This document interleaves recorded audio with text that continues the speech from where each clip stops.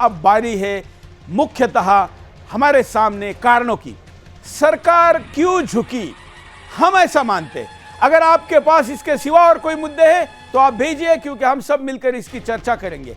सरकार झुकने के कारण है, भीड़ चुनौती देती है पर राजनेता इसको अवसर में बदलता है। मतलब क्या है, पहले मुद्दे पर बात करते हैं। पहले भीड़ चुनौती देती है तो उस चुनौती के विरुद्ध तो सरकार ने झुकना नहीं चाहिए। पहले मुद्दे पे जाइए, ये चुनौती को राजनेता अवसर में कैसे तब्दील करता है? तो राजनेता के लिए भीड़ अर्थात संख्या, अर्थात वोटर, अर्थात इस प्रकार से जो आने वाले लोग हैं, ये लोग एक अवसर में वो तब्दील कर लेता है। और पहला कारण है कि भीड़ के आगे सरकार ने झुकने के बजाय राजनेता जब उसको अवसर में बदलता है और उनको खुश करने का प्रयास करता है तो फिर निर्णय ऐसे ही होते हैं जो यहां पर केरला सरकार ने किए हैं। इसलिए यह पहला कारण मुझे लगता है। अगले कारण की तरफ चलते हैं कि क्या कारण है सरकार के झुकने के। पुलिस लॉ एंड ऑर्डर का बहाना बनाती है। मैंने आपको इसके पहले भी कहा था, मैं स्वयं देश भर में भारत बचाओ यात्रा लेकर गया था, तो मैंने आपको बताया कि पुलिस के लिए वो किस पार्टी की सरकार वहां पर है, किस विचारधारा की सरकार है और प्रदर्शन करने वाले कौन लोग हैं, इससे भी ज्यादा जरूरी बहाना होता है लॉ एंड ऑर्डर। जी हां, कानून और व्यवस्था का बहाना पुलिस के लिए सबसे बड़ी बात होती है। इसलिए जिस दल की सरकार है उसके लोग हो और वो अगर दंगा करने की धमकी दे रहे हो तो पुलिस हाथ जोड़कर नतमस्तक होती है। संविधान ने दिए हुए शक्ति का प्रयोग नहीं होता। कानून के स्थापित करने के लिए हाथ का डंडा या बंदूक नहीं चलाया जाता, बल्कि उसके सामने नतमस्तक होकर सरकार को रिपोर्ट दी जाती है। कहा जाता है कि इतने लाख लोग, इतने हजार लोग सड़क पर निकले हैं, लॉ एंड ऑर्डर की सिचुएशन बनेगी, सरकार झुक जाती है। और इसलिए पुलिस लॉ एंड ऑर्डर का बहाना बनाती है, जो केरला में बनाया गया। यह मेरे लिए दूसरा कारण मैं मानता हूं। तीसरा कारण क्या है जिसके कारण ये निर्णय हुआ होगा? राजनीतिक दल वोट बैंक की राजनीति करते हैं। जो सरकार वहां पर है, उस वामपंथी सरकार के लिए मुसलमान सबसे बड़ा वोट बैंक है, क्योंकि वहां पर अब भारतीय जनता पार्टी का उदय बढ़ता जा रहा है। वो वोट परसेंटेज ले रही है। वहां के नगर पालिकाओं में, ग्राम पंचायत में उसका प्रतिनिधित्व बढ़ रहा है।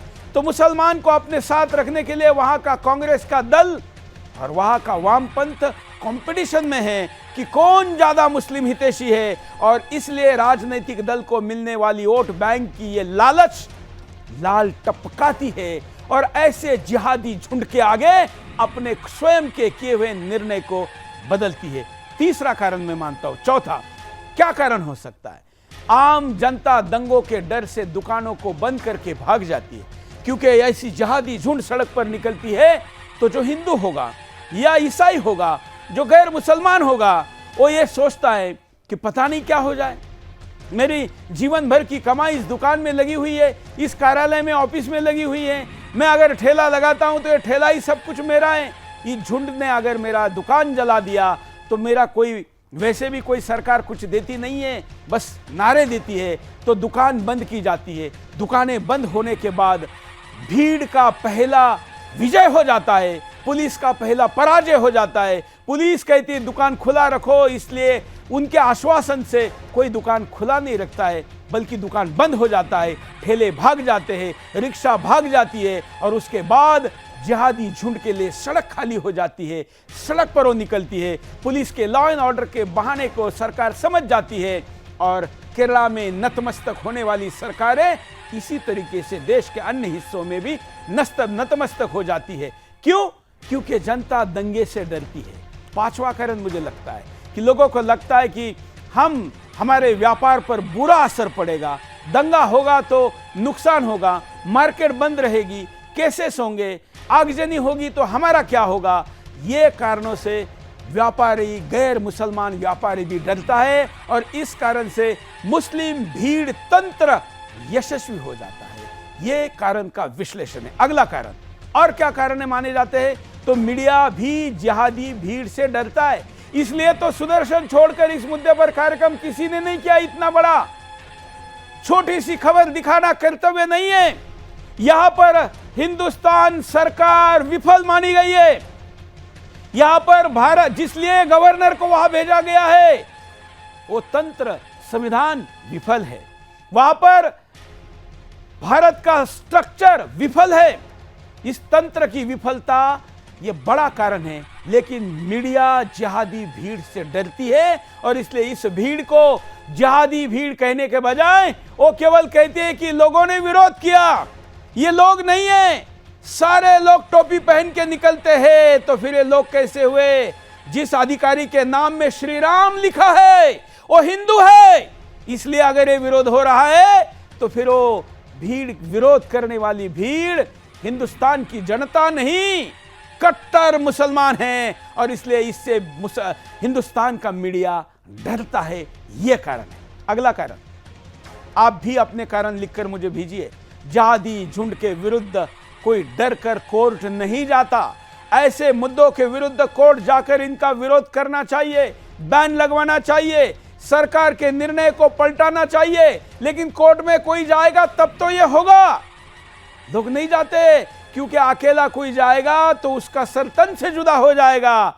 उस भय से कोई कोर्ट नहीं जाता है। स्वाभाविकता आपके सामने कार्यपालिका झुक गई, आपके सामने विधायिका झुक गई, आपके सामने मीडिया झुक गया, तो केवल न्यायपालिका बची है, उसके सामने कोई जाता नहीं। इसलिए भी ऐसे झुंड निकलकर अपना नंगा नाच करती है। अगला कारण, क्योंकि मैं आज बड़े विस्तार से इसका विश्लेषण करना चाहता हूं। अन्य मामलों की तरह न्यायपालिका अर्थात कोर्ट इसका स्वयं संज्ञान नहीं लेती। कोई नहीं जाता, ठीक है, लेकिन जब न्यायपालिका कहते ही कि हम संविधान के रक्षक हैं, हमारे लिए उसकी रक्षा करने के लिए चौथा महत्वपूर्ण तंत्र बना हुआ है न्यायपालिका का, लेकिन कोई आता नहीं, इसलिए न्यायपालिका सोमोटो एक्शन लेती नहीं, स्वयं प्रेरणा से कुछ करती नहीं। और उसका कारण यह रहता है कि ऐसी झुंड के विरुद्ध न्यायपालिका के हथियार का उपयोग नहीं हो पाता। चारों तंत्र नतमस्तक। अगले कारण की तरफ चलते हैं, आप भी भेज सकते हैं। एक महत्वपूर्ण कारण है, आईएएस और आईपीएस जैसे नौकरशाहों के जो संगठन है वो मुस्लिम सदस्यों के दबाव में आ जाते हैं। जब मैंने यूपीएससी जिहाद का मुद्दा उठाया था तो यूपीएससी जिहाद के मेरे ट्वीट के विरुद्ध बोलने वाला पहला कोई संगठन था तो वो आईपीएस ऑर्गेनाइजेशन था, भारत का पुलिस फाउंडेशन था। उन्होंने जब ये बोला तो वो उनके चुनिंदा मुसलमान सदस्यों के और वामपंथियों के दबाव में मेरे खिलाफ आवाज उठाया था।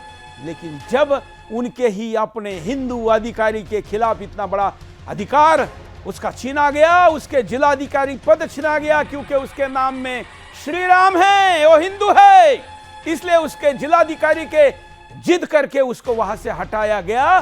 तो ये आईएएस आईपीएस जैसे नौकरशाहों के संगठन मुसलमान अपने सदस्यों के आगे दबाव में आ जाते हैं। ये भी एक कारण मुझे लगता है। अगला कारण, आप भी ऐसे कारणों को लिखकर हम तक भेज दीजिए। आज तक किसी ने विरोध नहीं किया, हिम्मत नहीं दिखाई, इसलिए झुंडशाही लगातार जारी है। आज हम विरोध कर रहे हैं, अगर आप हमारा साथ दोगे तो ऐसे झुंडों के विरुद्ध बोलने वाला वर्ग तैयार होगा और वो वर्ग ऐसे झुंडों के इस सड़क के ऊपर के नंगा नाच को रोकेगा। और क्या कारण हो सकता है? क्योंकि हम कारणों पर नजर डालते हैं और इस कारणों पर नजर डालते समय अगर आपके पास इससे भी ज्यादा कोई कारण है तो आप लिख कर भेजिए। मैंने आपके सामने 10 कारणों की पूरी छड़ी लगा दी है